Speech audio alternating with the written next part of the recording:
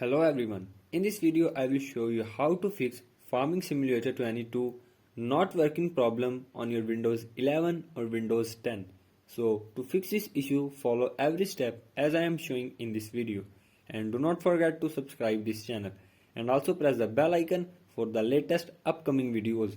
Hope so this will fix your problem and help you a lot.